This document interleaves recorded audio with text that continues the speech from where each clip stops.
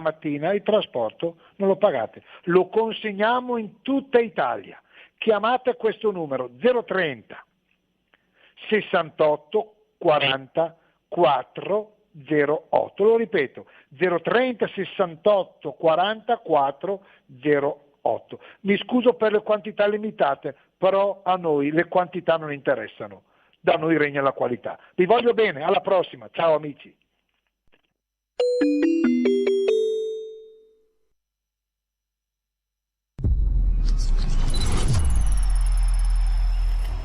Va ora in onda Zoom, 90 minuti in mezzo ai fatti. Conduce Antonino Danna.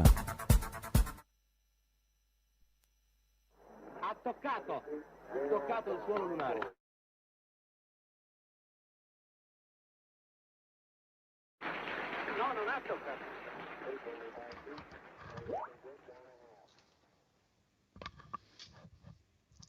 E la linea va ad Antonino Danna.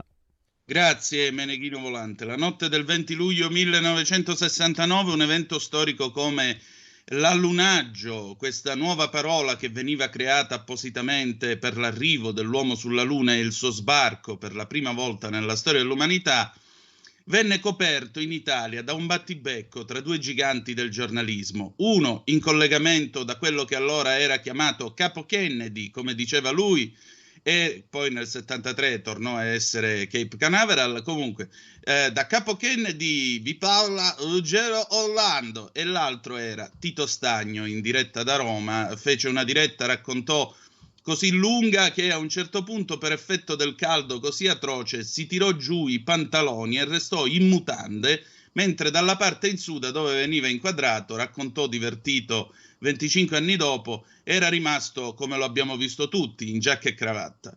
E poi la gente ogni tanto guardava in giù e rideva, e tutti da casa si chiedevano: ma perché? Che cavolo hanno da ridere con l'uomo che va sulla Luna?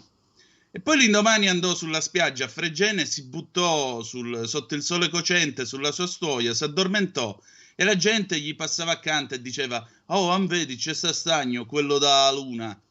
Ecco, il giornalismo ha questa cosa, è il privilegio di essere dei testimoni. A volte i testimoni stessi possono travalicare l'evento.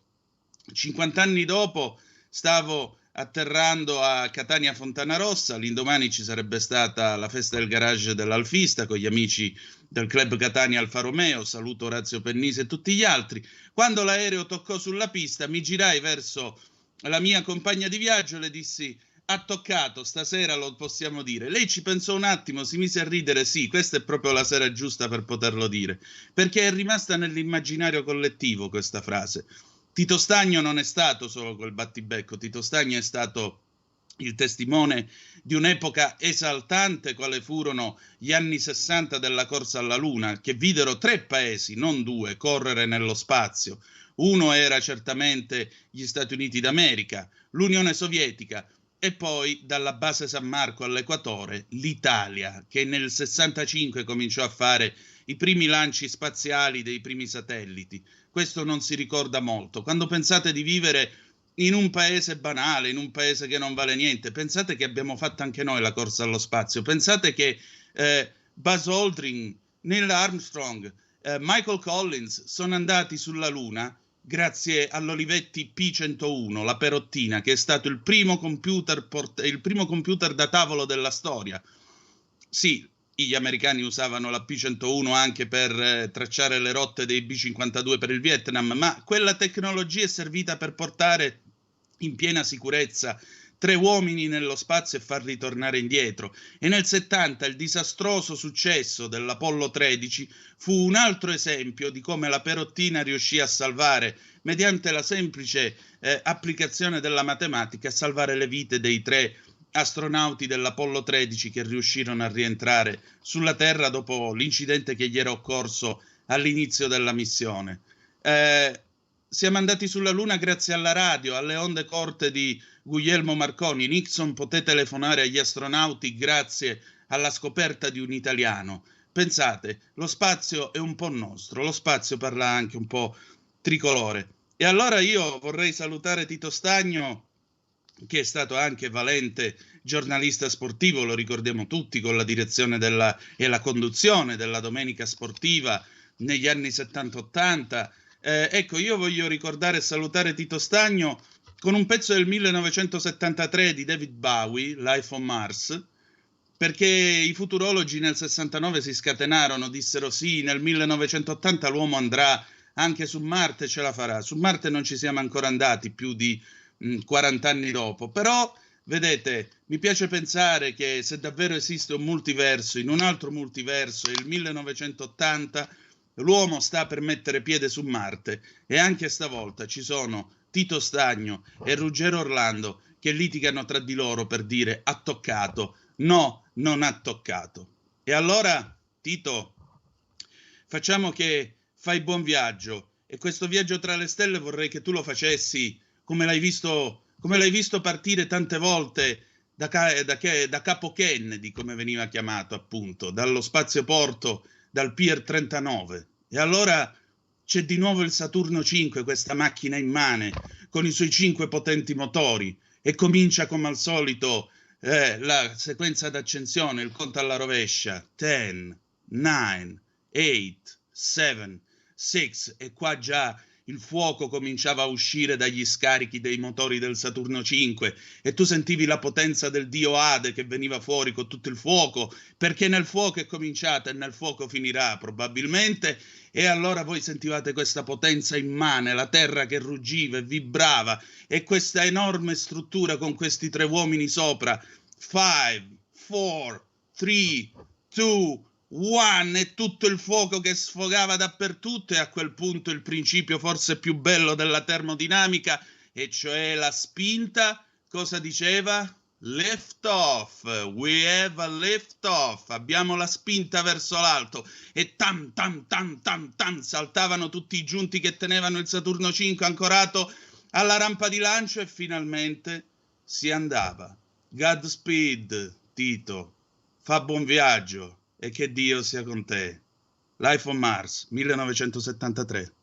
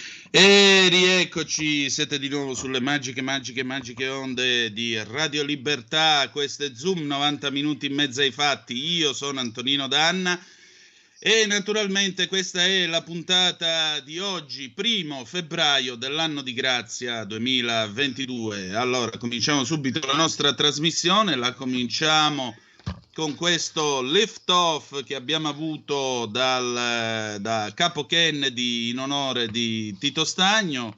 È una figura che mancherà al giornalismo italiano, mancherà a tanti di noi, perché Tito Stagno è stato, ripeto, un testimone eccezionale di un'epoca eccezionale, perché gli anni 60 furono quest'epoca esaltante, quest'epoca immane in cui l'uomo, appunto, con la corsa alla luna migliorò la vita di tanti. E allora, esattamente come oggi del resto, c'era chi diceva ma perché sprecare tutti questi soldi per andare sulla luna? Molti di quelli che dicevano questa frase allora oggi hanno uno smartphone che è frutto della corsa alla luna e su di esso scrivono sui social, quindi con internet, una struttura nata dopo la corsa alla luna, scrivono ma per quale motivo dovremmo andare su Marte? Indovina, prova a indovinare.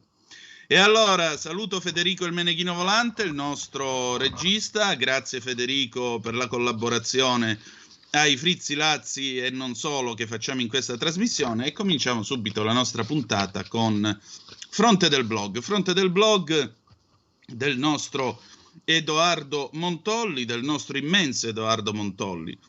Edoardo, lo sapete, scrive questa rubrica che si intitola Momento e la trovate ogni martedì mattina su Cronaca Vera. E allora, presidente di tutti gli italiani, forse. Non so se ricordate l'ultima tornata elettorale, quando a votare andò meno di un italiano su 2, nonostante ci fosse di mezzo anche la guida delle più importanti città italiane. Chi vinse esultò e si esaltò per il risultato, senza rendersi minimamente conto della scollatura del paese. Il livello di sfiducia nelle istituzioni è addirittura peggiorato nei mesi successivi e ormai è tale che a breve un politico si vergognerà a dire di essere uno che frequenta il palazzo per professione. Sulla rete le polemiche sono all'ordine del giorno. Basta vedere un qualunque post del più seguito dei leader sui social network, Matteo Salvini, per averne conferma. Che si tratti di un post sul cagnolino ritrovato, un gesto eroico di un poliziotto, ancora della denuncia di una violenza, i commenti irritati vertono su tutt'altro argomento e sono incentrati sul senso d'abbandono che vivono i cittadini. Devastati dalle bollette, dal caro benzina, dalla disoccupazione, da stipendi addirittura più bassi di quelli del 1990, da cartelle esattoriali e da tasse asfissianti, dal super Green Pass che blocca tutto, da ogni tipo di lavoro fino al consumo di un caffè e l'acquisto di sigarette e giornali, abbiamo intrapreso un'innovativa e probabilmente inconsapevole forma di protesta. In sostanza, non ci interessa più nulla di quanto accade nelle stanze del potere. Lo dimostra più di ogni altra cosa l'elezione per il Presidente della Repubblica, ovvero il grado più alto tra le cariche dello Stato, colui o colei che dovrebbe rappresentare tutti noi.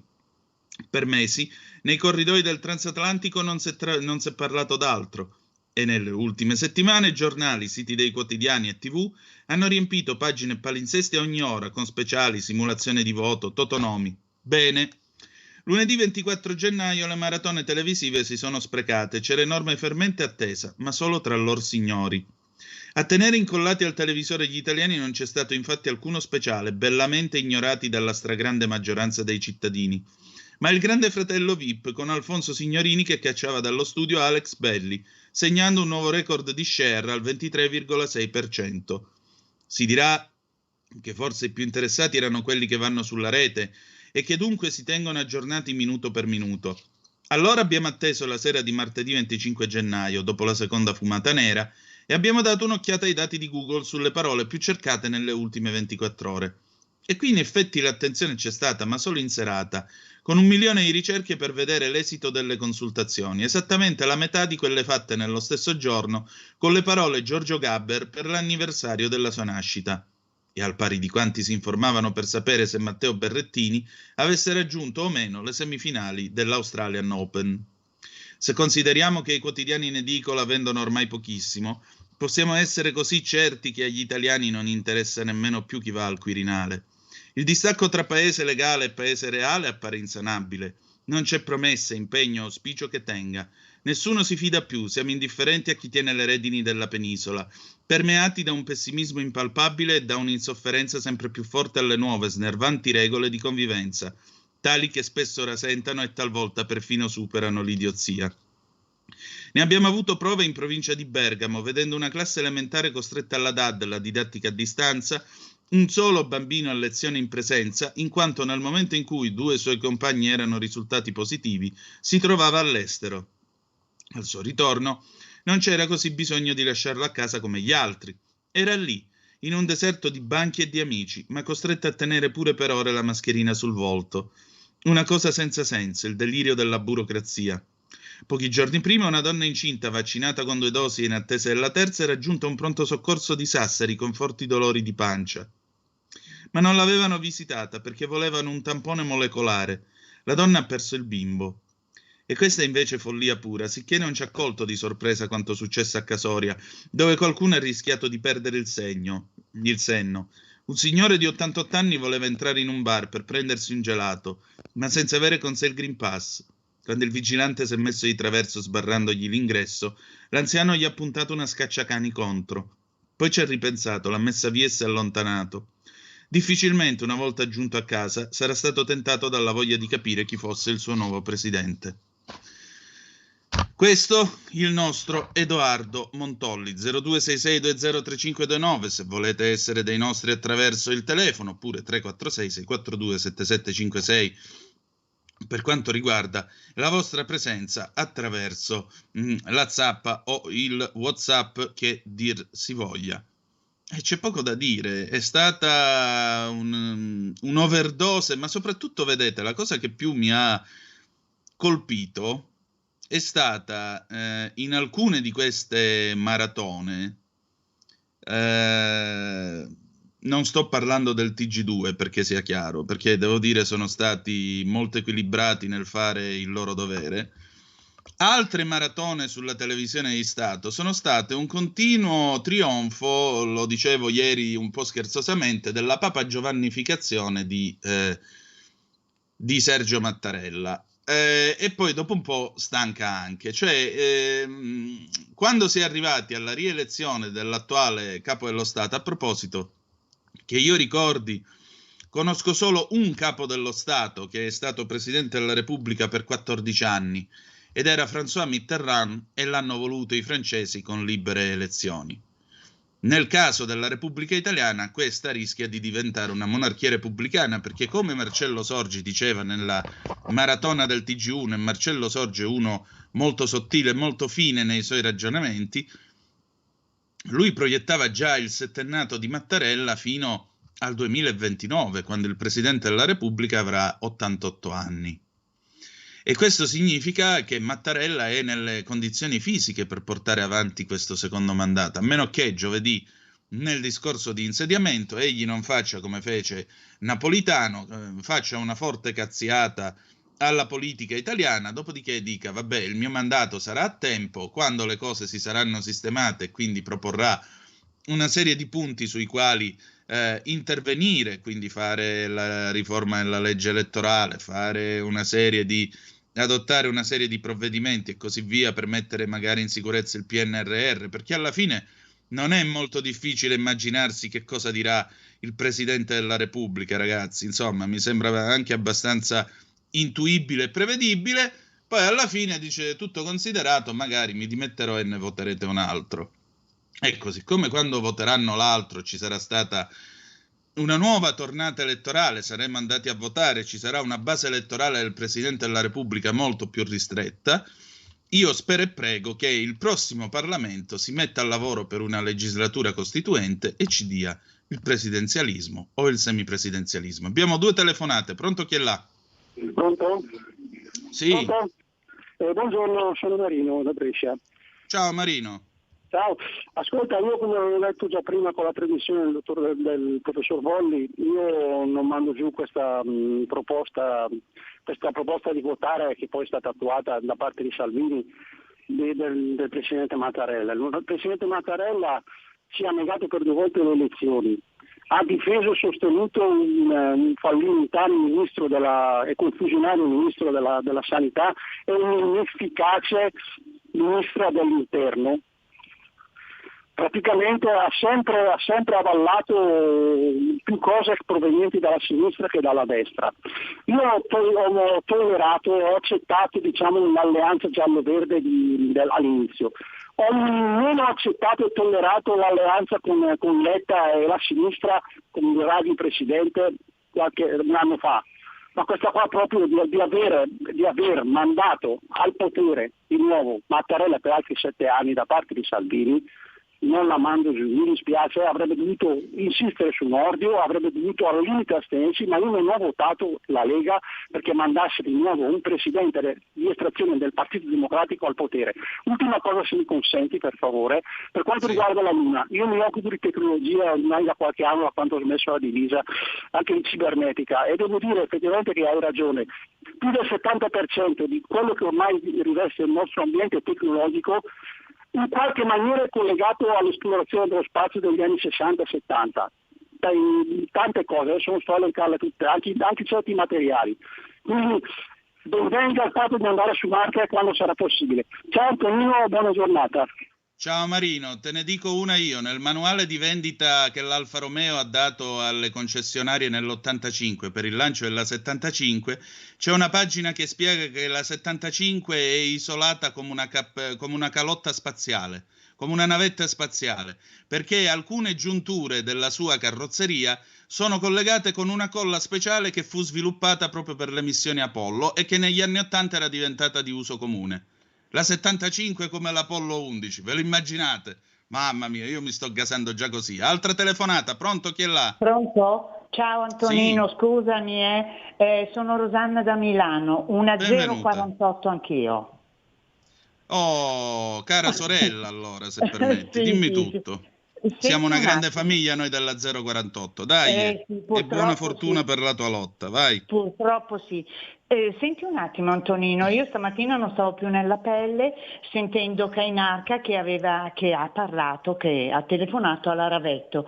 Io stamattina, guarda, non sono riuscita a parlare con lui, ma guarda, senti un attimo, la Ravetto ha detto che a un certo punto, che è una cosa gravissima, quelli di Italia Viva sono stati chiusi fuori dal Parlamento, non gli è stato concesso di entrare per votare. Questa è una cosa gravissima, però è ancora più grave che la signora Meloni di questo non ha fatto parola, niente, è solo capace di redarguire e avvilire i suoi alleati, ma degli altri lei non dice mai niente. Per me è sempre e solo a caccia di voti, perché degli italiani a lei non gliene frega niente, assolutamente niente. Mi dispiace, ma io la penso così. Ciao Antonino. Ciao, guarda, il problema non è che non l'abbia detto la Meloni. Se davvero questo fosse accaduto, secondo te Renzi non avrebbe fatto il diavolo a 4 per dire ci hanno tenuto fuori nel momento della votazione? Questo è come quelli che mi scrivono adesso che mi dicono, dice, sarò complottista, ma perché nessuno è andato più sulla Luna? Per il semplice e banale motivo che Nixon disse che costava troppo e ormai l'economia americana non se lo poteva permettere. E poi perché dopo i primi 2 lanci alla gente non gliene è fregato più nulla dei viaggi spaziali. Pensate che al tempo del volo dell'Apollo 13, quindi aprile del 1970, stiamo parlando di 8 mesi dopo, scarsi 9 mesi dopo l'allunaggio, alla gente non fregava assolutamente più niente dei voli umani sulla Luna. Perché? Perché tanto la guerra l'avevamo vinta, la corsa allo spazio l'avevamo vinta contro i russi, o meglio, l'aveva vinta l'America contro i russi. Per cui l'obiettivo politico era stato raggiunto. Quello scientifico è un altro paio di maniche. Va bene, allora, noi adesso andiamo in pausa, poi risponderò anche a te, Marino, perché ci sono alcune zappe che voglio commentare. Rientriamo con un pezzo del 72 di Franco Battiato, Il silenzio del rumore, 31 dicembre 99, ore 9, dall'album Pollution. We'll be right back, a tra poco.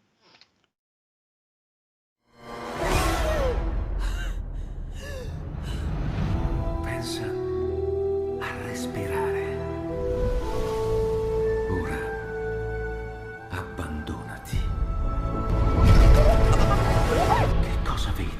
Luce, oscurità, l'equilibrio. È tanto più grande. C'è stato un risveglio. Hai sentito? Conosco una sola verità.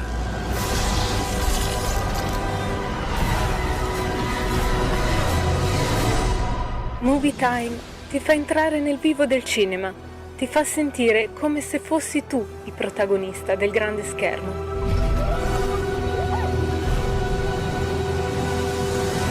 Ogni sabato dalle ore 16. Stai ascoltando Radio Libertà. La tua voce libera, senza filtri né censura. La tua radio.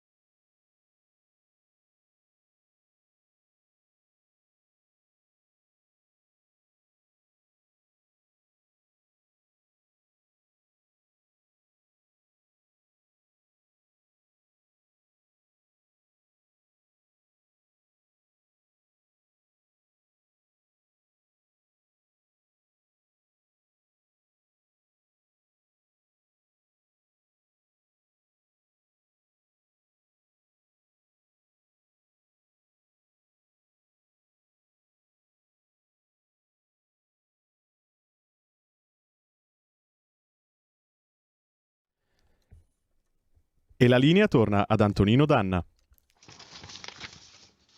Il silenzio del rumore delle valvole a pressione, i cilindri del calore, serbatoi di produzione. Anche il tuo spazio è su misura, non hai forza per tentare di cambiare il tuo avvenire, per paura di scoprire libertà che non vuoi avere. Ti sei mai chiesto quale funzione hai? Era il 1972 e Franco Battiato, che a quel tempo era nella sua fase sperimentale, sarebbe venuta poi l'era del cinghiale bianco nel 79 a dimostrare anche, a dare avvio alla sua totale popolarità, che poi abbiamo conosciuto tutti, incise questo disco che si intitola Pollution, appunto, ed è un concept album dedicato all'inquinamento, uno dei primi dischi che si sono fatti in Italia dedicati all'inquinamento. Non hai forza per tentare di cambiare il tuo avvenire per paura di scoprire libertà che non vuoi avere. Ti sei mai chiesto quale funzione hai?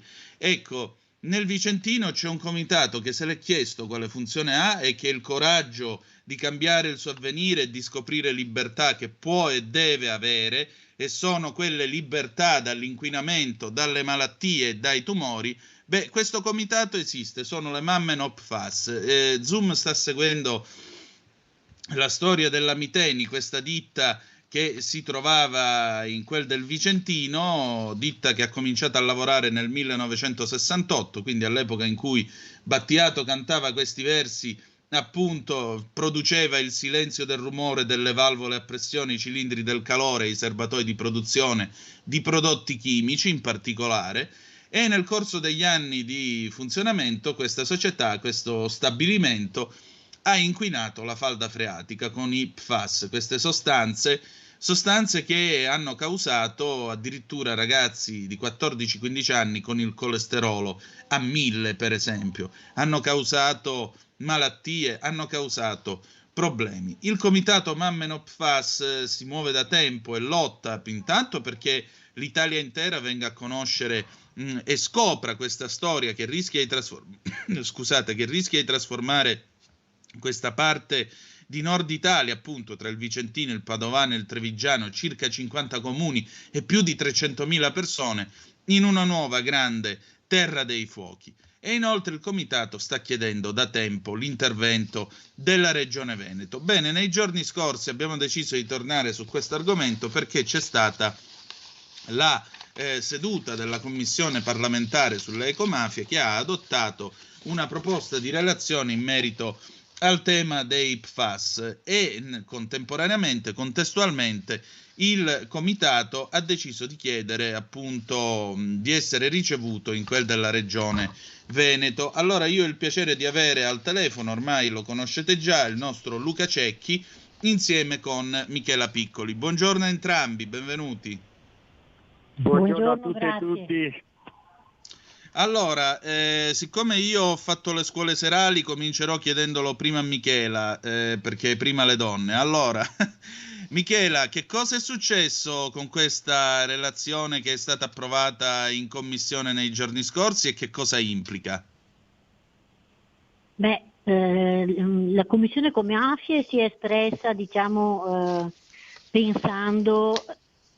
iniziamo a dire che comunque ha audito tutte le parti in causa e la risposta è proprio quella che queste sostanze devono essere messe al bando. Questo è chiaro, questo è un desiderio che ha anche l'Europa, insomma, oltre alla Commissione Ecomafie si deve andare verso una non produzione e una sostituzione di queste molecole con altre molecole. I disastri creati da queste sostanze chimiche sono disastri, diciamo così, che si protraggono nel tempo per le nostre generazioni future, per cui prima agiamo, prima ce ne liberiamo. È chiaro che non si parla di un giorno, non si parla di una settimana, ma si parla di anni e di generazioni, perché sono appunto considerati inquinanti persistenti, vengono chiamati anche inquinanti per sempre. Proprio questa parola per sempre fa capire quanto questa molecola è persistente e di quasi impossibile degradazione se non dopo tantissimi anni. Ha un'emivita nel sangue, cioè la capacità di rimanere nel nostro corpo per tantissimi anni, di conseguenza la madre li trasmette al feto e il feto se li porta con sé fin dal grembo materno. È una bomba innescata. Ecco, io quello che sento di dirmi, e forse è il peso che porto di questa cosa, è il fatto di pensare che nel corpo dei miei figli c'è una sostanza che non sai come, non sai dove e non sai quando potrebbe creare dei danni incredibili al loro corpo. È come avere una bomba a orologeria, sai che ce l'hai, può esplodere subito. I primi sintomi sono quelli dell'innalzamento del colesterolo, la tiroide comincia a sballare, ci sono bambini che hanno già problemi di tiroide e di colesterolo proprio in tenera età, e queste molecole appunto vanno ad interferire con il nostro metabolismo. Noi sappiamo che il metabolismo è quello che comanda e tiene le redini di tutto il nostro organismo, è quello che dà le informazioni a tutto l'organismo.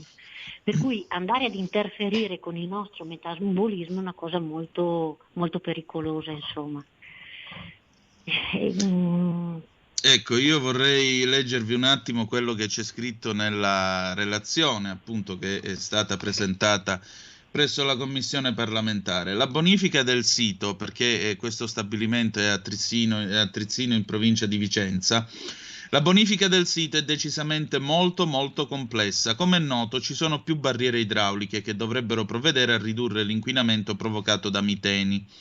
Vi sono barriere a monte dello stabilimento, barriere a valle, barriere di alleggerimento che aspirano l'acqua di falda e la trattano con i carboni attivi. Sono barriere fatte da strumenti che vanno a incidere nel suolo a profondità diverse, ma da quello che è apparso chiaro nel tempo in cui si sta procedendo con questo grande lavoro è che vi sono due acquiferi diversi. Vi è uno che va sullo strato roccioso e un altro che va sullo strato alluvionale. Quello alluvionale è superiore, mentre quello roccioso è inferiore. Il lavoro che ha portato la Miteni a realizzare le barriere idrauliche al fine di ridurre l'inquinamento ha consentito di individuare che le acque più profonde contengono maggiore inquinante, mentre le acque più superficiali, quelle della parte alluvionale, ne hanno di meno. Si è comunque compreso nel corso del tempo che l'inquinamento non è scomparso, ma sta diminuendo in maniera molto blanda e molto lentamente. Questo dipende dal fatto, per quanto è stato spiegato da ARPAV, l'Agenzia regionale per la protezione dell'ambiente del Veneto, cioè che le barriere da sole non sono sufficienti a fermare l'inquinamento, pur fornendo un importante contributo. Invero, le registrazioni relative alle analisi eseguite rappresentano un andamento altalenante dell'inquinamento. Sembra che improvvisamente l'inquinamento stia diminuendo, viceversa di nuovo vengono rinvenuti picchi di PFAS e così via, pur se nell'insieme si è detto vi è una blanda diminuzione dell'inquinamento. In particolare, il monitoraggio svolto dall'ARPAV negli anni 2020-21 nel piezometro di controllo più importante ai fini di verifica dell'efficacia della barriera idraulica, denominato MW18, posto a valle dello stabilimento e posizionato a circa un centinaio di metri fuori di esso, rivela un notevole inquinamento da tutti i PFAS, ivi comprese le nuove sostanze come il GenX e il CC6O4, con una tendenza all'aumento. E allora, Luca, che cosa si può fare? Ma allora, la relazione della Commissione Ecomafie purtroppo, e questo è un problema sempre di tutte le istituzioni, è un po' in ritardo. Noi abbiamo portato un idrogeologo di nostra conoscenza che si è offerto volontario di partecipare a questa battaglia contro questo inquinante, e negli ultimi incontri che abbiamo fatto nella conferenza dei servizi, questo ha proposto una soluzione che potrebbe essere valida, quella di scavare con una talpa un tunnel in fondo a valle della fabbrica che raccolga tutte le acque che passano da lì, aspirarle e depurarle tutte. Questa era la soluzione che permetteva la pulizia di tutta l'acqua al 100%, era una soluzione che garantiva il 100% per bloccare l'inquinamento. Purtroppo la conferenza dei servizi ha i suoi tempi, dentro ci sono chiaramente anche la proprietà, la ex proprietà, che non sta facendo un lavoro per togliere l'inquinamento, non si riesce a capire cosa stia giocando, comunque sta rallentando moltissimo i tempi per attuare questa soluzione. E lo stesso idrogeologo ci aveva detto anche che secondo i suoi calcoli matematici la falda si poteva ricondurre ad una sola falda e quindi era possibile fare questo lavoro. Purtroppo i tempi, come sempre, sono quelli che sono e non è ancora uscito una soluzione definitiva. Questo penso per demerito della proprietà, che sta cercando di far capire invece che la soluzione non è possibile, quindi è inutile fare qualcosa perché l'inquinante uscirà da qualche altra parte. Non ti piace in un posto, sappiamo che ci sono dei giochetti, è quello che noi chiediamo di fare in fretta. Quindi la Regione chiediamo che si dia una mossa, come si dice a noi, perché intervenga e dica a questa proprietà: bene, tu non riesci a fare la bonifica, la messa in sicurezza, diciamo prima questo, prima si fa la messa in sicurezza, la famosa MISO, si può fare secondo i calcoli di questo idrogeologo. È stato riconosciuto anche dall'ingegnere che era ex capo dei servizi d'emergenza della regione. Questi calcoli sono stati riconosciuti. Sono calcoli complicatissimi che chiaramente ci vogliono dei grossi esperti per valutarli. Erano condivisi, però adesso resta da fare l'ultimo passaggio, l'attuazione di questo processo. E purtroppo non si riesce a fare. Non si riesce a fare perché la proprietà sta tergiversando. Quello che c'è scritto nella relazione ecomafie, noi avevamo detto che era una relazione tardiva, cioè non era l'ultima relazione degli ultimi studi. Purtroppo i tempi della Commissione sono questi, avrebbe probabilmente ritardato la pubblicazione, ma quello che è importantissimo è che la Commissione dice fate in fretta. Bloccate questi inquinanti, vietate nella produzione. Noi siamo tra i 3 paesi che non hanno firmato la convenzione di Stoccolma sugli inquinanti persistenti. Ecco perché le ditte vengono qui, le multinazionali della chimica vengono qui, perché sanno che possono fare quello che vogliono, perché non abbiamo leggi che regolamentano i famosi miracoli della chimica, che dopo 30 anni non sono più miracoli ma sono disastri. Ecco, appunto, va detto che la relazione scrive anche che allo Stato il lavoro di decommissioning degli impianti che occupano uno spazio di ben 2 ettari all'interno dello stabilimento Miteni in questo momento è stato effettuato su 2 impianti su 3, nel senso che su 2 impianti su 3 è stata effettuata una forma di impacchettamento. Quindi gli impianti sono stati lavati all'interno, svuotati di tutte le loro sostanze, preparati per essere poi spostati dalla Viva Life che li porterà in India. Tale impacchettamento serve a proteggere gli impianti che vengono lavati e ripuliti, mentre le acque di lavaggio vengono aspirate per evitare che si disperdano e le sostanze tossiche in esse contenute vengano in qualche modo respirate e aspirate. I lavoratori che stanno procedendo all'esecuzione delle relative opere lavorano in sicurezza, con attrezzature speciali e turni molto ristretti, adottando particolari sistemi di respirazione e poi si danno una turnazione proprio per operare in assoluta sicurezza. Il lavoro è ancora lungo da eseguire per completare il lavaggio di tutti gli impianti, perché è in corso l'impacchettamento di 2 gruppi di strumenti, mentre un terzo gruppo di impianti ancora non è stato toccato. Ad oggi la percentuale di smontaggio degli impianti è pari al 30% e le opere di decommissioning non potranno essere completate prima della fine del 22. Come si è detto, altra opera importante da eseguire è il lavoro di messa in opera del palancolato, perché, secondo tutte le valutazioni che sono state fatte dal MISE, Ministero dello Sviluppo Economico, condivise da tutte le autorità preposte, dovrebbe costituire una forma di barriera fisica molto importante, che sommata alle 3 barriere idrauliche che sono attive, dovrebbe dare un deciso contributo alla diminuzione dell'inquinamento. Il palancolato avrebbe dovuto essere messo già da tempo, ma la pandemia da Covid-19 ha provocato un rallentamento dei tempi di progettazione dell'opera. Se la gara dovesse concludersi nei tempi indicati, l'opera, della lunghezza di 1,5 m e la profondità di circa 20 metri, sarà realizzata quando le aree saranno liberate dagli impianti, e cioè non prima del 2023. Stiamo parlando della famosa talpa che dovrebbe scavare, se ho ben capito, Luca, o mi sbaglio? No, non è la talpa. Allora, il palancolato sarebbe una barriera metallica che viene piantata, mi sembra, a una decina di metri di profondità, e servirebbe ad evitare che il fiume Poscola, che scorre in fianco alla Miteni, porti dentro ancora acqua e quindi diluisca in modo non controllato gli inquinanti. Servirebbe per mantenere, diciamo, la falda forse più a un controllo di livello, però questa è una cosa di cui non sono così esperto da poter giudicare.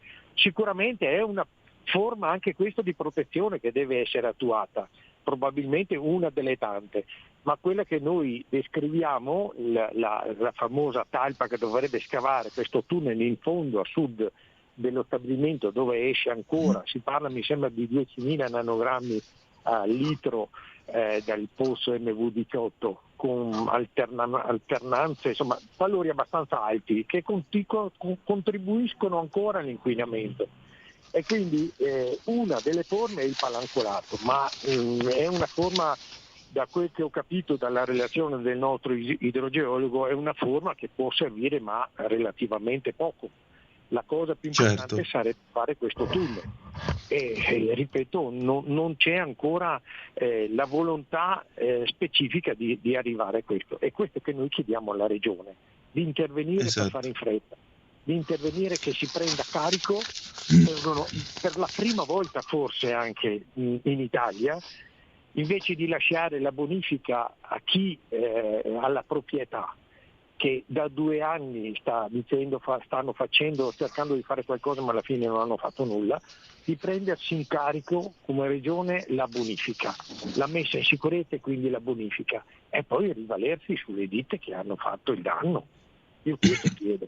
Dobbiamo che le istituzioni facciano, se la proprietà non fa dobbiamo attivare queste istituzioni, ne va della salute di 300.000 persone. Ecco, Michela, i dati della Commissione dicono che la maggiore concentrazione di PFAS si ritrova uova, carni, dal muscolo bovino, fegato suino, pesce, carpe, e poi a scendere albicocchio, uva da vino, ciliegie, pere, fagiolini, mais, lattuga, piselli e pomodori, che sono quelli meno inquinati. Ecco, Michela, che effetti hanno avuto gli PFAS nella tua vita? Beh, nella mia vita i FAS hanno avuto, l'hanno stravolta la mia vita, cioè non tanto la mia, sì, anche la mia da un punto di vista di madre, ma come ripeto la mia preoccupazione più grande è nei confronti dei nostri figli e delle generazioni future, per cui la cosa che a volte mi fa pensare che non ci siamo proprio è il fatto che il problema in questo momento, il problema grosso, come diceva Luca prima e come diceva poc'anzi lei, è il problema della bonifica. Se prima non pensiamo alla bonificare questo sito non ce li toglieremo mai, perché questi da là sotto continuano imperterritamente a uscire come se la fabbrica stesse lavorando. Cioè non è che perché è chiusa la fabbrica il problema è risolto, lo abbiamo detto un attimo fa, continuano ad uscire, per cui dobbiamo pensare che la bonifica deve essere fatta il primo possibile, perché poi quest'acqua va ad irrigare i campi, è l'acqua che dà da bere alle nostre piante. Possiamo in qualche modo portare acqua pulita ai rubinetti cambiando gli acquedotti, andiamo a prendere acqua da fonti pulite. Ma chi dice a noi che queste fonti pulite prima o dopo non si inquinano? E se si inquinasse una di queste altre falde che andiamo ad attingere l'acqua, poi non abbiamo più acqua. E cos'è la soluzione? Filtriamo l'acqua all'infinito, continuiamo a vivere filtrando l'acqua, un bene così prezioso. Il nostro obiettivo è quello di risolvere il problema. Fra 10 anni, 20 anni arriva acqua pulita da quelle montagne perché non incontrano più la Mitteni nel loro passaggio. Prima facciamo la bonifica, prima risolviamo tutti i nostri problemi dagli acquedotti all'irriguo. Cioè è chiaro che i FAS nel sangue, i figli degli agricoltori e degli allevatori hanno 3 volte il valore che ha mia figlia nel sangue. Mia figlia ha 100 nanogrammi, i figli degli allevatori e degli agricoltori ne hanno 3, 4, 500 nanogrammi. Per un millilitro di sangue, ricordiamoci, un millilitro di sangue è un cucchiaino da caffè. Vuol dire che la parte dell'alimento è una parte molto importante. Ora noi abbiamo chiesto alla Regione Veneto per ben 2 volte di incontrarci con loro e di a questo incontro invitare anche le associazioni di categoria, la Confagricoltura, la Coldiretti, anche la Confcommercio. Perché? Perché secondo noi questo problema va risolto tutti insieme. Non possiamo pensare che un comitato di mamme o di cittadini, perché non siamo solo noi mamme, c'è Lega Ambiente, c'è Greenpeace, Fastland, Cilsa, Rete Gas, Acqua Bene Comune, siamo in tantissime associazioni. Ora magari l'attenzione salta all'occhio delle mamme, ma non dovrebbe neanche essere così, perché siamo veramente in tanti. Ma dobbiamo metterci a comunicare con le associazioni di categoria, perché tutti insieme possiamo risolvere il prima possibile questo problema. Potrebbe essere per un periodo cambiare tipo di agricoltura, invece di produrre alimenti che li assorbono, magari cambiare prodotto, coltivare prodotti che ne assorbono meno, o se non altro cambiare il sistema di irrigazione, invece di irrigare i campi con le solite pompe a irraggiamento che le vediamo, questi spruzzi immensi, fare un'irrigazione a goccia dove viene utilizzata meno acqua possibile e di conseguenza la pianta assorbe meno acqua. Ecco che queste decisioni così importanti non le può prendere il singolo contadino o l'allevatore. L'allevatore non può farcela da solo, non può accollarsi le spese di filtri e tutto quanto il resto. Non ce la Esattamente. fa. Una mucca beve 50 litri di acqua al giorno. Voglio dire, allora, cos'è che dobbiamo fare? Non possiamo dire noi questa cosa non la vogliamo. Lì siamo capaci tutti di ragionare in quel modo lì. La soluzione è di trovarci e dire cosa possiamo fare tutti insieme per aiutarci, per capire quale sia la soluzione migliore. Certamente non è la soluzione non è quella di mettere la testa sotto la sabbia, di fare finta di niente, perché lì purtroppo i nodi arrivano al pettine tutti. E la cosa più grave è che non ce ne rendiamo conto, perché queste molecole sono subdole. Queste molecole non è come un diabete che se non lo tratti immediatamente, queste molecole sono subdole e a seconda delle fragilità delle diverse persone colpiscono i loro organi più fragili, per cui sono studiate da poco tempo, per cui abbiamo in mano delle molecole che non sono riconosciute come l'amianto. Ti faccio quanto tempo dopo che è successo la storia dell'amianto è stato bandito. Però ormai sono passati 5 anni, ormai l'Europa si è esposta chiaramente, la Commissione Comates chiaramente, l'ONU si è esposto chiaramente. E voglio dire, ok, vogliamo che la messa in sicurezza la faccia la Miteni? Bene, ma cazzo, ha fallito sta Miteni? Questi qua faranno di tutto per non pagare, ma noi vogliamo obbligarli a pagare. Certo, allora i lavori intanto facciamoli noi e poi accolleremo a loro le spese, ma non possiamo restare fermi ad attendere queste cose, non possiamo permettercelo. Certo. Grida vendetta sta roba.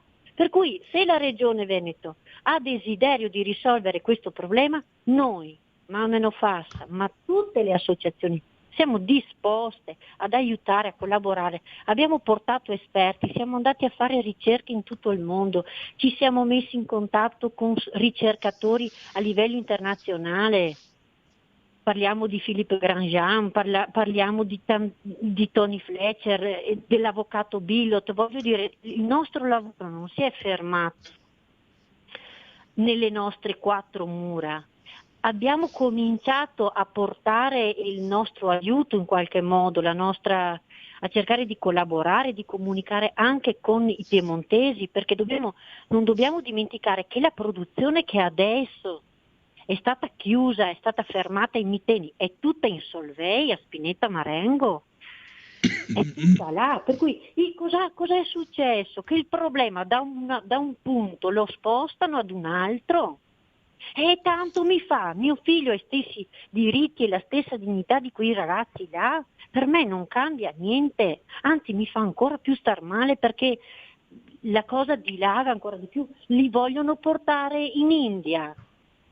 E come facciamo? Ma andremo a raggiungerli anche in India, non ci fermiamo mica qua, perché questi dove vanno li seguiamo. Non possono mica pensare di andare dove vogliono a fare i disastri che vogliono. perché là troveremo delle altre mamme e là ci metteremo in contatto con loro. Michela, io vi chiedo 30 secondi di pausa, dopodiché torniamo per giungere alla conclusione del nostro colloquio. Grazie già da ora per quello che state testimoniando. A tra poco. Stai ascoltando Radio Libertà, la tua voce libera, senza filtri né censura. La tua radio.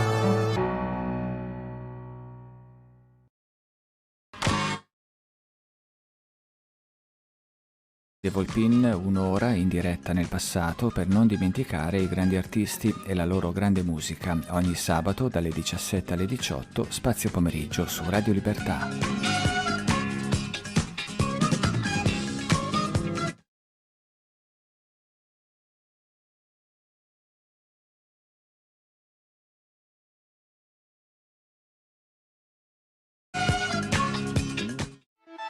Stai ascoltando Radio Libertà, la tua voce libera, senza filtri né censure, la tua radio.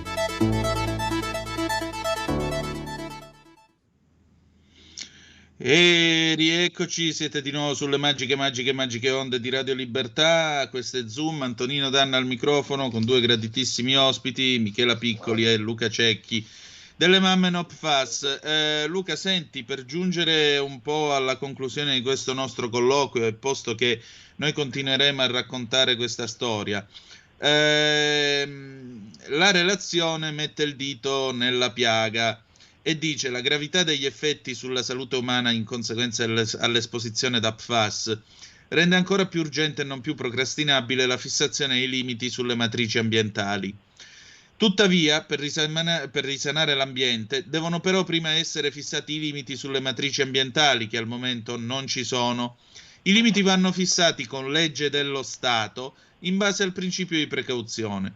Il principio di precauzione prevede limiti più restrittivi per la tutela ambientale rispetto a quelli della tutela della salute, e questo principio è alla base di tutta la legislazione ambientale, dall'acqua all'aria, ai rifiuti, alle acque di falda e così via. Il dato più rilevante emerso dall'indagine svolta dalla Commissione parlamentare d'inchiesta è che nella normativa italiana non sono ancora fissati i limiti sulle principali matrici ambientali. La mancanza dei limiti ambientali nelle acque di scarico, nelle acque di falda e nei terreni impedisce alle autorità competenti di intervenire per imporre i provvedimenti necessari di bonifica delle matrici ambientali contaminate. Allo stato attuale si può affermare che solo la Regione Veneto ha fissato sui PFAS, su indicazione dell'ISS, Istituto di Sanità Superiore di Sanità, solo i limiti sottoriportati. Nelle acque potabili per tutti i PFAS 300 nanogrammi litro, per la sommatoria totale 90 nanogrammi litro PFOA PFOS, di cui 30 nanogrammi litro per il PFOS. Questo ha consentito almeno di intervenire per la protezione della salute della popolazione più a rischio. Poi ci sono le acque di falda, i terreni.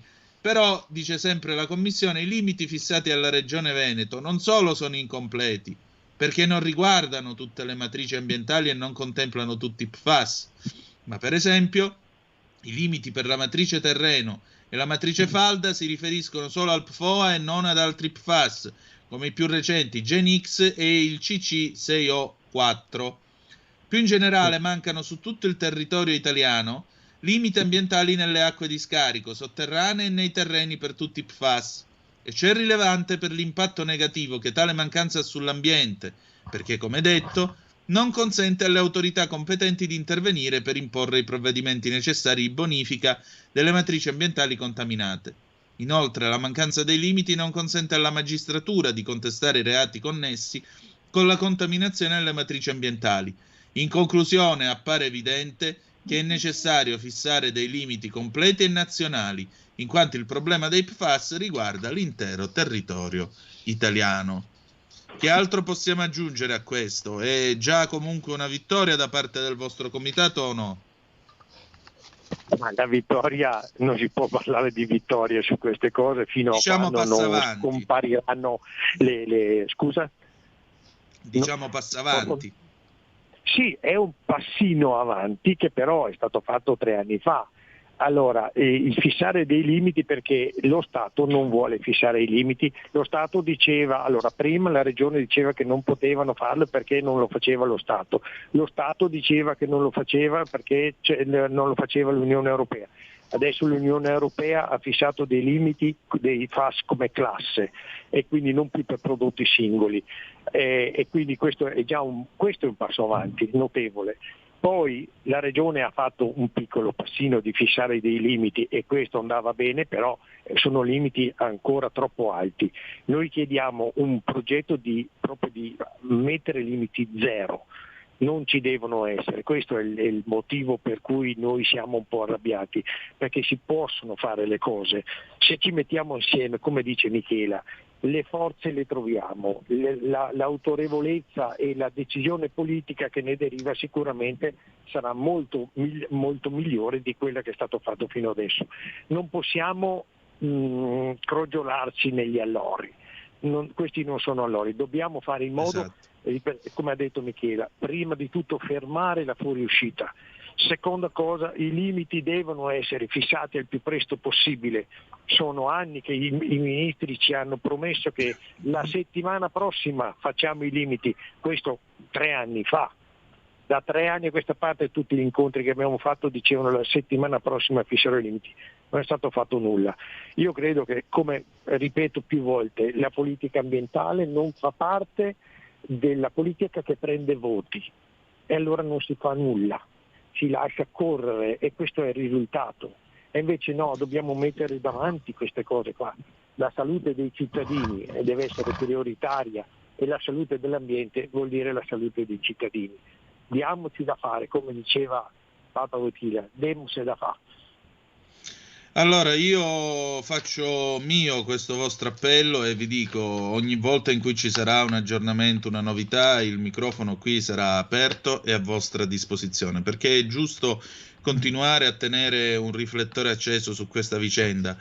Non vogliamo terre dei fuochi in questo paese, non vogliamo, le dobbiamo chiudere tutte le terre dei fuochi, da quella nell'agro casertano fino ad arrivare a questa che si è generata nel Veneto. Noi non vogliamo cose di questo genere. Visto che abbiamo finito questa settimana di balletti quirinalizi, per cortesia, visto che c'è un ministro della transizione ecologica che è così attento alle soluzioni, a maggior ragione fissate questi benedetti limiti dei PFAS e intervenite con delle leggi apposite, con pacchetti legislativi appositi, perché non accada più un'altra Miteni, perché qui 300.000 persone significa un vero e proprio esercito e si sta mettendo un'ipoteca sugli italiani che verranno, non tanto per noi altri che siamo già al mondo, perché quando Michela dice ci vogliono poi 15-20 anni per arrivare ad avere di nuovo l'acqua pulita, capite bene che qui siamo nella politica quella vera, non il politico che pensa alla prossima elezione, ma lo statista che pensa alla prossima generazione. Domanda, ci sono statisti in giro? Questo è il momento di palesarvi. Allora, grazie a entrambi, grazie Luca, grazie Michela del vostro tempo e della vostra partecipazione. Grazie a voi, ci siamo sempre. Grazie anche noi, ci risentiamo presto. Sì. Grazie infinite. Prego Michela, ci mancherebbe pure. Questo è il giornalismo serve a questo. Io sono l'uomo col megafono, stavolta il megafono però riguarda una nazione di 60 milioni di abitanti tutti i santi giorni, e col megafono, come vedete, diamo voce e facciamo gridare le facce e le storie. Il giornalismo è questo, le facce e le storie. Anche se non le avete viste le loro facce, avete però ascoltato le loro storie e quindi oggi abbiamo fatto il nostro mestiere, anche oggi abbiamo fatto il nostro mestiere, che è la cosa più importante. Adesso passiamo da un argomento insomma così drammatico e delicato che noi comunque continueremo a raccontare, come stiamo raccontando l'inchiesta a Bergamo sui morti da Covid, come abbiamo raccontato e continueremo a raccontare l'epopea del plasma iperimmune, come abbiamo continuato e continuiamo a raccontare tutte le piccole e grandi storie, che poi non esistono piccole storie, è dalla somma delle storie di ognuno di noi che nasce la storia con la S maiuscola, non dimenticatelo mai. Ecco, raccontando tutte queste storie noi continueremo a raccontare questo paese. E se ci saranno cose ingiuste continueremo a raccontare anche quelle, perché dobbiamo prenderne coscienza tutti quanti collettivamente. Il concetto fuori dal mio borghesissimo sedere a chi piglio qui non è praticato e non è ben accetto. Ma adesso passiamo a un tema un po' più leggero. Finalmente, dopo una settimana di discorsi quirinalizi, passiamo a discorsi ancora più impegnati. Il 72esimo Festival di Sanremo. Al telefono con noi c'è niente po' di meno che il velocissimo a 360 all'ora Cristian Basini. Buongiorno! Ciao Antonino, ciao a tutti i radioascoltatori di Radio Libertà, come stai? Ma io abbastanza bene, devo dire la verità. Poi ti ho raccontato che ieri sono andato a prendere i ricambi, alcuni dei ricambi della 166, quindi 360 no, ma 230 dovrei arrivarci ancora. Ecco, tu hai parlato del Festival di Sanremo, adesso ne parleremo sicuramente insieme, ma il Festival di Sanremo, ovviamente qui a Sanremo è terra di motori, per tanti anni si è corso proprio qui a Sanremo il campionato italiano dove a vincere è stato per tanto tempo Paolo Andreucci, quindi insomma è una città, quella dei fiori, che è ricordata e sarà ricordata per sempre anche nel mondo dei motori, caro Antonino. E beh, il mitico circuito di Ospedaletti, ne vogliamo parlare? Ecco qua. Comunque oggi ti porto i saluti dal mare, c'è un po' di vento, cioè c'è il sole, non so lì a Milano, ma mi dicono che anche a Milano da ieri è arrivato un vento allucinante. Ebbene sì, oggi qui c'è un sole smagliante, c'è il bel cielo di Lombardia, così bello quando è bello così in pace, avrebbe detto Manzoni. E allora, Manzoni Alessandro, non Manzoni Roberto.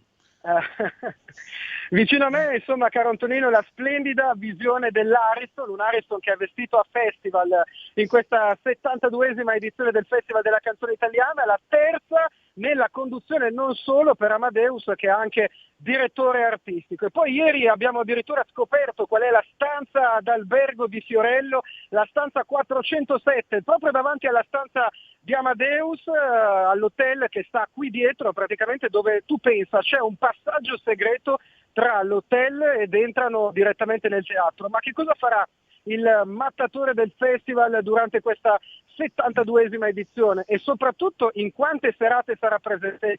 Molto probabilmente la prima, quindi quella di oggi, e la quinta. Questo almeno è quello che si sta dicendo in queste ore qui a Sanremo, in tanti lo dicono e in tanti dicono che sarà presente addirittura in tutte le serate del festival con le sue incursioni. Un festival che sarà, permettimi di dire, rivoluzionario e anche un po' trasgressivo, diciamoci la verità, almeno è questo quello che si sta percependo qui a Sanremo, ma un festival naturalmente che sarà condotto e portato avanti in questi giorni nella massima sicurezza, perché, caro Antonino, devi sapere che si entra solo ed esclusivamente con accredito, Green Pass e tampone. Rispetto all'anno scorso c'è un clima di grande gioia, di grande festa, Sanremo è piena di gente, i ristoranti sono pieni di persone, sono tornati i fan che purtroppo per loro dovranno rimanere distanti dai cantanti proprio perché il protocollo è molto ma molto rigido, ma la cosa bella è che finalmente, Antonino, il festival, la sala dell'Ariston quest'anno sarà piena al 100%. E poi sulla musica tanti big, tanti nuovi che calcheranno il palco dell'Ariston, quindi naturalmente sarà davvero un incontro tra la tradizione musicale italiana e allo stesso tempo l'innovazione. Senti, ma diciamo così, per clima festivaliero, c'è già qualche cantante che si è segnalato per qualche eccentricità, per qualche richiesta particolare in hotel, che già si è esibito con un look particolare? Hai visto qualche prova, qualche cosa? Sicuramente i Maneskin sono attesissimi, tanti giovani già da ieri fuori dall'Ariston che li stanno aspettando, poi questo ritorno di Emma, insomma un festival che sta cambiando e che sta attirando sempre più giovani, un festival che cambia sotto tutti i punti di vista, anche musicalmente parlando. Senti, l'Italia vuole sapere, perché l'Italia attende: Beppe Vessicchio, lo escono o no? Questo se lo chiedono in tanti, però perché lui ha detto che si è negativizzato, quindi ha annunciato la sua presenza al festival, ma stasera esatto, ci sarà la mitica frase "dirige l'orchestra il maestro Beppe Vessicchio", perché è in quel preciso momento che Sanremo entra nel vivo. Esatto, hai detto bene, il Festival di Sanremo, Beppe Vessicchio, il maestro, che per fortuna, hai detto tu poco fa, è guarito dal Covid, e, insomma, stando a quello che si apprende dalle notizie che corrono veloci come il vento in queste ore, fortunatamente questa sera sentiremo la frase, dirige il maestro Beppe Vessicchio, caro Antonino. Ah, non aspetto altro, guarda, non aspetto altro. Senti, per favore, quando passi davanti al balcone di Vincenzo Mollica, genuflettiti anche per me, mi raccomando. Ti devo dire in chiusura, perché conosco ovviamente i tempi radiofonici, che sono rimasto veramente molto molto molto colpito, come ti dicevo poco fa, anche da tanti giovani che si stanno avvicinando al festival. Probabilmente il festival, che cambia un po' le sue vesti, ha richiamato un pubblico anche diverso, andando ad alimentare quindi quello che è il seguito di questo festival. Tu cosa dici?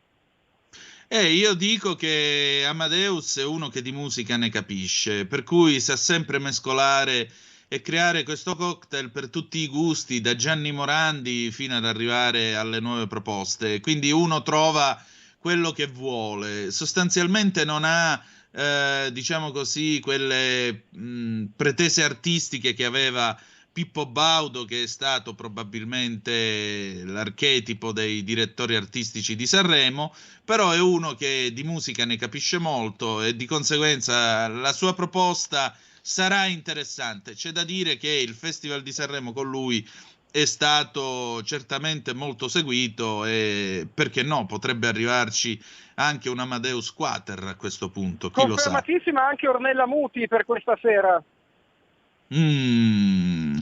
Altissimi livelli, sarà una serata molto elegante all'insegna della bellezza. Poi vedremo se Fiorello resterà solo 2 giorni oppure se resterà tutti gli altri giorni, anche perché il giovedì, che è la serata delle cover, è sempre una serata abbastanza morta. A proposito, in tema di cover si sa già qualcosa? Ai nostri colleghi di RTL 102.5, i quali ieri dicevano: Christian, secondo me lui entrerà in tutte le serate del festival, e anche secondo me sarà così, perché poi c'è questa grande amicizia anche con Amadeus, insomma, sì, che si sono ritrovati. Sono amici da una vita, figurati, hanno fatto i loro esordi in radio assieme. Senti, ma questo grande rito collettivo dell'Italia repubblicana, nei testi delle canzoni, secondo te c'è già qualche tormentone che ritroveremo quest'estate su una pista da ballo, in discoteca, o comunque sentiremo uscire dagli altoparlanti, ahimè non più dei jukebox, ma delle filodiffusioni dentro i centri commerciali, bar, i locali? È molto difficile rispondere a questa domanda, perché, come sai, il festival poi a volte ci lascia anche un po' a bocca aperta, nel senso che magari le persone puntano su una canzone e poi all'improvviso vince tutt'altra canzone, che poi sulla lunga distanza, come hai giustamente ricordato tu, diventa un tormentone. Quindi sarà sicuramente, Antonino, un festival come anche quello dell'anno scorso, tutto da scoprire. Se ci pensi, alla fine chi è che avrebbe mai pensato che avrebbero vinto i Maneskin e che avrebbero poi di riflesso ottenuto anche tutto questo successo? Già, io comunque attendo con impazienza Donatella Rettore, lo ammetto. Bene, Antonino, io sono qui. Quando vuoi puoi chiedermi la linea tranquillamente, tu come tutti i nostri colleghi, e io ti ringrazio per avermi dato questo piccolo spazio, così abbiamo portato anche un po' di Festival di Sanremo ai nostri radioascoltatori. Beh, allora ci diamo appuntamento domani alla stessa ora, sempre dentro Zoom, ok? Alle 11:30, va bene? Volentieri, un saluto a te, a tutti i radioascoltatori e anche al nostro Federico Borsari. Ciao Christian, entro in trasmissione per salutarti. Ciao. Ciao, eccone un altro che ne capisce di musica. Grazie Christian, a domani allora. A domani. Federico, come ti pare? Ciao. Senti Federico, come ti pare sto Festival di Sanremo 2022, va? In realtà sono ancora poco informato io. E vabbè, stasera te la segui e poi mi mandi un vocale, ok? Andata. Ok, allora vi leggo le zappe che sono arrivate quest'oggi. Nel frattempo 0266203529, 346 642 7756 se volete intervenire per telefono o WhatsApp. Andrea da Torino che mi ricorda giustamente nella rievocazione, nel ricordo di Tito Stagno: non solo, ma grazie alla nostra piattaforma San Marco siamo stati i terzi che hanno mandato in orbita un satellite dopo USA e URSS, anzi prima URSS e USA perché ci fu prima lo Sputnik. Raul da Cesano Maderno, ti ho già risposto perché nessuno è andato più sulla Luna. Poi Paolo da Borgomanero, ciao Antonino, è sempre uno spettacolo sentirti, soprattutto in questi tuoi racconti. I 200 euro sono sotto il tavolinetto Luigi XIV, visto che sei restauratore. Poi Gabriele, Antonino, la tua rievocazione nel lancio dell'Apollo 11 mi ha fatto venire i brividi, ma come può l'umanità aver perso quella fantastica spinta verso l'ignoto? Ciao Gabriele. Perché purtroppo l'umanità, anziché guardare verso le stelle, ha preferito guardare verso It's the Economy Stupid. Quando si volò verso la Luna, in Italia addirittura ci fu la protesta delle coppiette, dei fidanzatini, perché la Luna aveva perso il suo romanticismo. Ti dico solo questo. Il problema è che oggi non gliene frega più niente a nessuno della Luna. Questo è il fatto. Della protesta in Canada non parla nessuno, perché no, ne parliamo anche noi, appunto. Justin Trudeau è finito in una località segreta. Trudeau padre, che fu anche la Trudeau Mania che colpì il Canada all'inizio degli anni 70, era uomo di tutt'altra pasta. Pensate che quando i terroristi del Quebec fecero alcune azioni mettendo a soqquadro l'ordine costituito in Canada, e lui rispose soltanto in un'intervista televisiva "Just watch me, stammi a vedere", e poi impose la legge marziale e fece piazza pulita dei terroristi che avevano insanguinato il Quebec, cioè sapeva mostrare la mano ferma. Questo invece se n'è scappato con la moglie in una località segreta. Non sempre i figli sono all'altezza dei padri. Da essere Quirinale o Quirimane a diventare Quiorinale basta un attimo, hanno vinto tutti ma ha perso il popolo italiano, avanti così tirare diritto, grazie Gianluca. Il guaio principale insultante della base è che Salvini con sorriso ha detto sono contento per Mattarella e gli italiani, visto che in realtà il Presidente della Repubblica fa il buono e il cattivo tempo, sarebbe caso fosse eletto dai cittadini. Ciao Paolo da Marsala. Paolo, visto che è cominciato Sanremo, ma perché domani non ti fai vivo e ci suoni una roba? Io è la terza volta che te lo chiedo. Boker Tov, Antonino, il problema è Forza Italia, la mancata applicazione della legge sul conflitto di interessi tiene questo paese sotto ricatto. Le ultime politiche confalonieri chiese a Berlusconi il Nazareno, la Meloni si sta comportando come Fini, altra zappa. D'altra parte hanno la stessa estrazione, Fini distrusse il PDL di Berlusconi, la Meloni ha distrutto il centrodestra attuale, purtroppo c'è chi crede a questa ciarlatana. Andiamo avanti, e questo è il festival di cui state parlando? Penso sia necessario non guardarlo per niente. E vabbè, ma uno non può vivere una vita sempre incazzato. Dai, come si pone la Lega sulla questione russa-ucraina? Buona giornata Marino, lo chiederemo venerdì a Paolo Formentini. La sinistra non ha permesso ai suoi di entrare in Parlamento per la prima votazione per timore che qualcuno votasse la Casellati. Scandaloso, la Meloni lo ha sottolineato indignata ieri sera a Porro. Sono una vecchia leghista, vorrei che queste cose fossero spiegate a chi ha frainteso, come la signora che ha telefonato in precedenza, Pia da Torino. Abbiamo una telefonata, pronto, chi è là? Sì, ciao, sono Massimiliano. Uela. Scusa, su che hai vissuto in Canada, io volevo proprio mettere l'accento sul Canada. Io purtroppo sono troppo vecchio per fare le rivoluzioni e poi sono anch'io uno 048, però come mi sogno il fatto di vedere 50.000 autisti o 50.000 che riescono a fare scappare in Italia qualcheduno che sbaglia. In Italia purtroppo non succederà mai. Gli italiani sono diventati tutti dei pecoroni, scusami, ciao. Beh, in Italia io non ricordo una rivoluzione in Italia fatta dal popolo. Io ricordo invece che in questo paese si tenta sempre di fare una rivoluzione col permesso dei carabinieri. Gli italiani non sono un popolo che fa rivoluzioni. Non lo sono affatto. Mai c'è stata una rivoluzione tipo quella francese che tagliarono la testa a tutti quanti. Assolutamente no. Gli italiani non sono questo. Quindi state tranquilli, in Italia non succederà.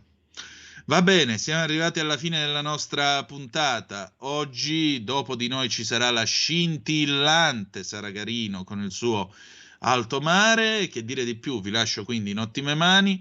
Grazie per essere stati con noi. Domani ci sarà Zummorretti. cioè ci sarà una crasi tra Zoom e gli scorretti, quindi saremo io, Giulio Cainarca e il mitico Carlo Cambi e commenteremo la fine di questa corsa quirinalizia. Quindi saranno 3 ore di trasmissione dalle 9:30 fino alle ore 12. Loro si tratterranno con noi fino alle 10:30 più o meno, Zoom Morretti. Bene, noi ci ritroviamo allora domani dalle 9:30 in poi. Che dire di sempre sulle magiche onde di Radio Libertà. La canzone d'amore con cui ci lasciamo, oddio mio, è Riccardo Fogli, Storie di tutti i giorni, vincitrice di Sanremo 1982. Grazie per essere stati con noi e ricordate che the best is yet to come, il meglio deve ancora venire. Vi ha parlato Antonino Danna, buongiorno.